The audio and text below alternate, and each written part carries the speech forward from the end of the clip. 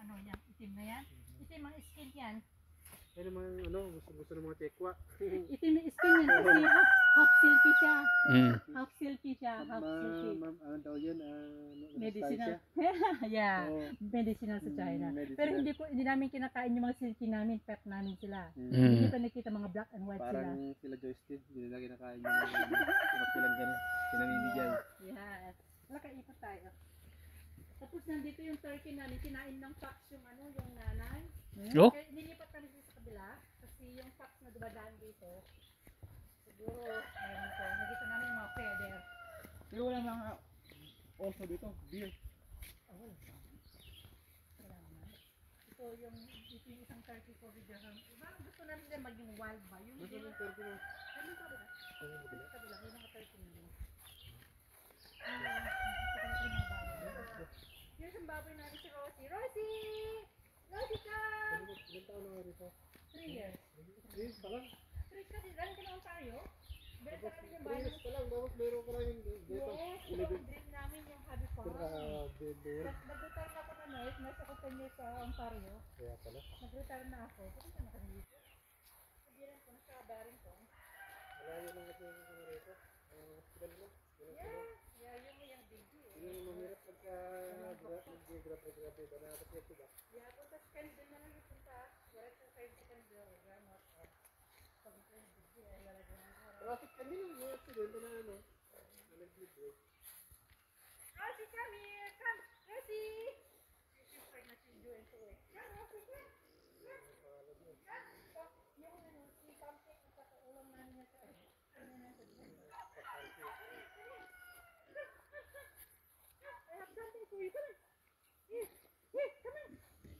Kasi ng ano eh, 2 weeks. Ito yung mga anak niya, 7 months old na. 7 months. Yan si Daisy. Ano, kakatayin namin sa December. Yan si Pumpkin. Kawawa Pumpkin. naman. Yan si Rosie, buntis siya. Uy. She's due in 2 weeks. May wing ba sa tayo niya? May mga pangalan sila kasi pure breed. Oh. Pure breed, may mga pangalan sila, may mga papel sila. May mga papel sila. Ay, may mga papel din mga to. Oo, pag binenta namin yung isang piglet, $600, yung piglet na 2 months old, kasi may papel siya. Ililipat ko yung papel sa kanila, i-breed nila. Hindi lang pang ulam. Hindi basta magbenta ng baboy na walang papel. Yeah. So si husband ang nag-build lahat yan ng mga ano namin, mga bahay nila. Kasi winter yan, hanggang winter sila dito. Yung mga baboy na may mga 1 year old na sila. They will survive winter. Oh? Yeah, of course. Mahirap pala pag winter. Nag-shading sila, oh. Nag-shading na sila. Oo. Yeah. At nagalaga. Yeah, winter, ano sila, hardy. Yan ang itsura nila. Kaya ang mga bumibili sa akin, either pet or breeding. Breeding. Yeah, for breeding purposes. Sa Sa Alberta, binibenta ba naman 1,000 isang piglet? 1,000 isang piglet. mahal. Yeah, naka ano pa yun, naka-reserve pa sila. Ganito Kasi nga minsan yung mga pinipet nila kasi may silang yung uso, no? Yes, hindi ano May sila. gathalog ng bahay, may grass-fed. kwarto, Yeah. kasama kwarto. Yeah, kun-kun, mga Kun-kun. kun-kun. Ito naman, mga turkey Wild naman. Turkey namin. Turkey naman tayo.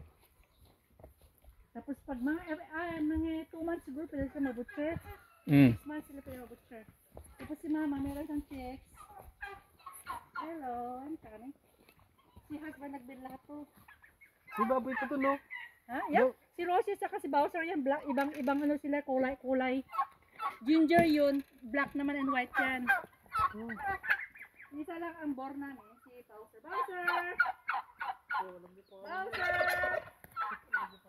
Bowser! Ito yung board niya? Yup, yan ang born namin. Mga 2 years old na siya. Oh. Yung taga bigay ng ano. Si Loli, ayun yung anak niya, yung mga ano doon, yung maliliit na black. Mm. Anak ni Loli. Parang baboy ramo. Ang iksi ng uso, ganun lang. Palit.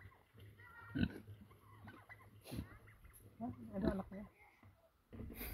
Nambitas yata eh. Tapos tong turkey, para sa amin yan. Karne namin yan. Oo. Thanksgiving, Christmas. Punta kayo pag Kaya nga, mostly Canadian dito, ganyan ang inaano, no? Sa labi, kaya yan ang nakahanda sa labesa nila pag Christmas. Turkey. Masarap yan kasi yung bibili nyo sa, ano, sa store. Sa kulungan mga yun. Hindi, mahal ito, pero masarap. That's my daughter. Hello. Hi. Pagod. You got blueberries? I picked them. Wow.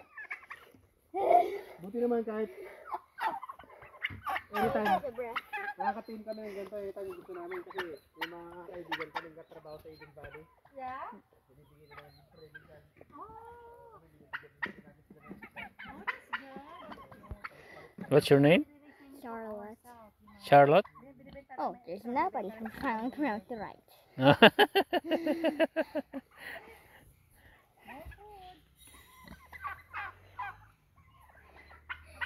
You guys What are- did you get? I picked those. Blueberry. It's safe to eat it? Blueberries. How's Can it I try? taste? Blueberries. It's good, yeah. Like it? Mommy, I got $6 right here. $6. Oh, you make money.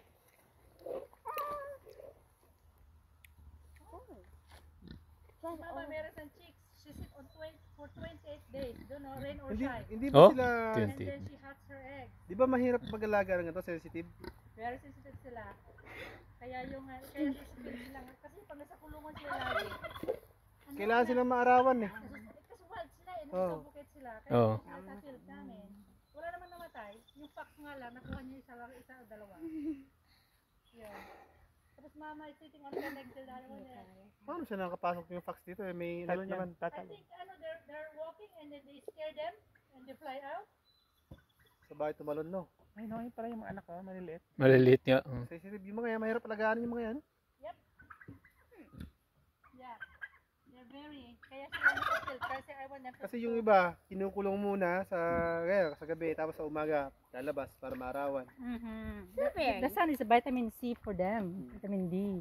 Vitamin D for them, so it's good. Mahirap mag-alaga. Yung mga ang ginagawa ko, tinatadtad ko yung mga ano namin, yung mga Blueberries. kale, broccoli, lahat yan. They will eat it. Yung $6 for you. watermelon rin, chop it, oh, they will gulp it. Kaya nga maganda yung mga lasa ng karela. Yep. So, 4 months kumakain old lang din sila. ng gulay. 4 months old lang sila. Another 2 months and they will be butchered. Kasi mga rooster yun, oh. Yung mga may mga Sabihin mo, ganyan. 6 months pwede nyo nang Oh i-harvest. yeah, they need to be butchered 6 months. Si daddy nila, 1 year old yan. Eh. Pag sobrang Tough. matikas na Yeah, yung tapos we want them to be young, like Pressure 6 cooker. months. We don't want to be like huge. No, because for us. So, binanta ko ibang mga Mag-asawa female. lang yung dalawang For, dalawang inahin sa isang inahin. ito yung dad, yung inahinan doon, may baby siya doon, no? May baby siya. Tapos isa nandun, she's sitting on 10 eggs. So I have only 3 and 1 was been killed by the Ibig the sabihin fox. may itlog pa sila dyan? Yun. Kinukolekta ko pag hindi sila ready na umupo, pag hindi sila ready na broody, kinukolekta ko nila ko sa incubator o binebenta ko, $5 each. Di ba pag naarawan, hindi naman siya nagkakos na Hindi. masisira yun? Hindi.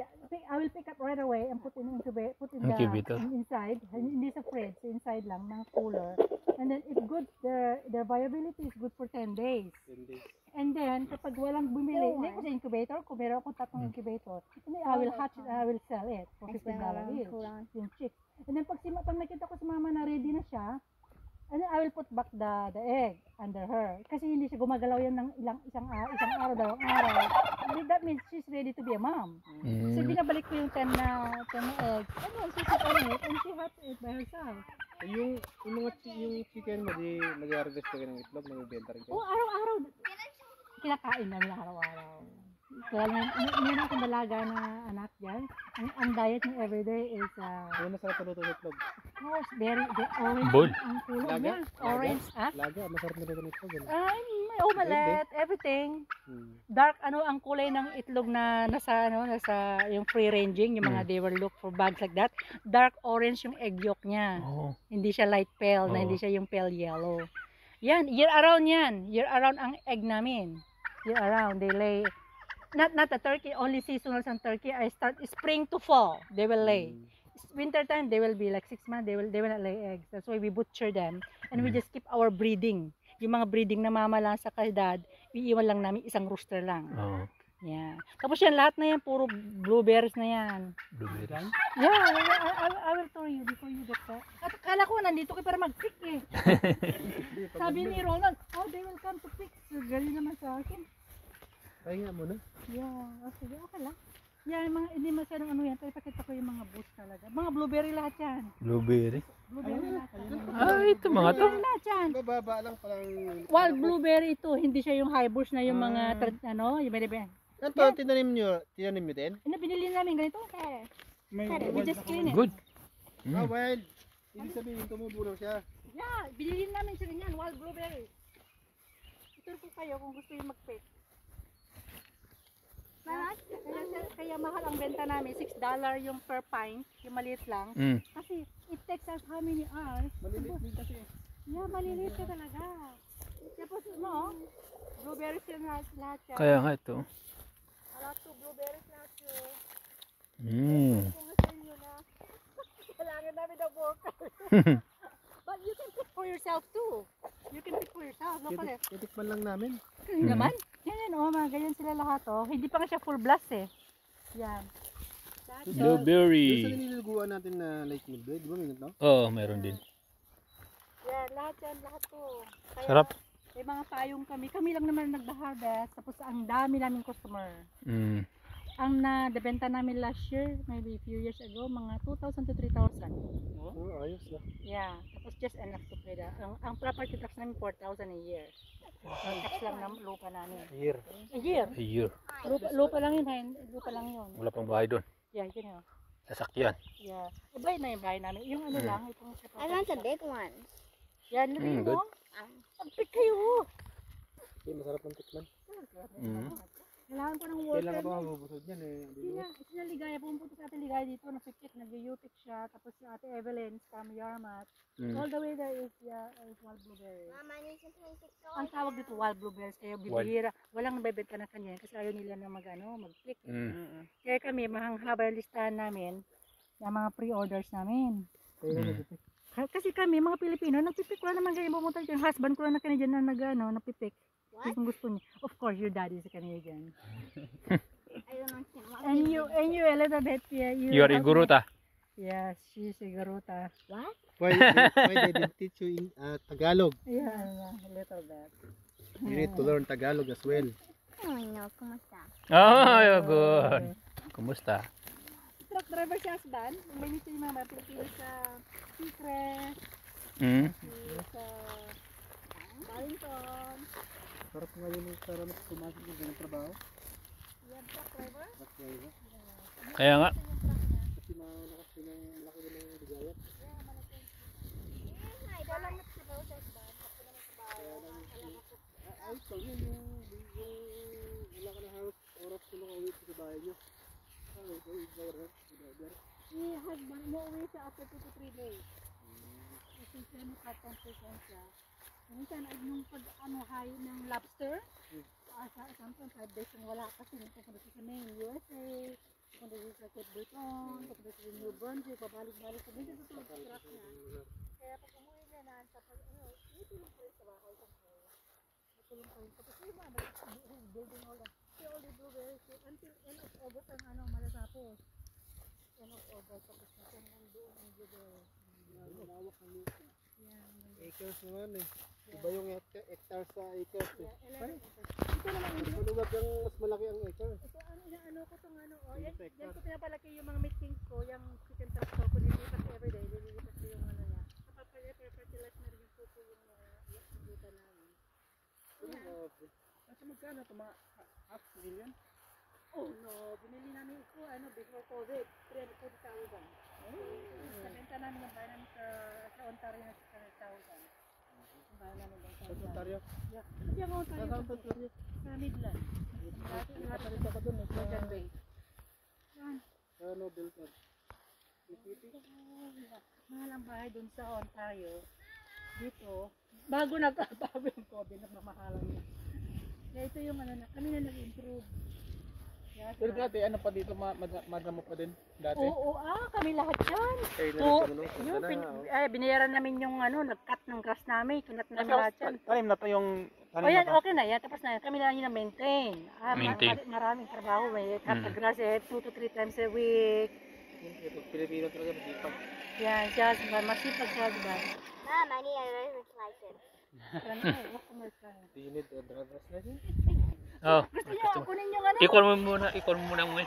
Sila muna. Meron kayong cage? Wala. Wala nga eh. Hindi ko nagdala. Bigyan ko yun ng box. Sandali lang. Ah, sila. Meron yung Unahin mo muna ang mga yun. Baka ako. Mag-pick muna kayo habang naghihintay sa akin. Oh, sige, okay lang. yung lobster na yun ang dinadala ni Ronald pag nanguha ng manok. Oh. Well, Correct doon. Lobster creek. Far on the way. kuha daw si Kwan eh. Si isa kay Get driver's license first.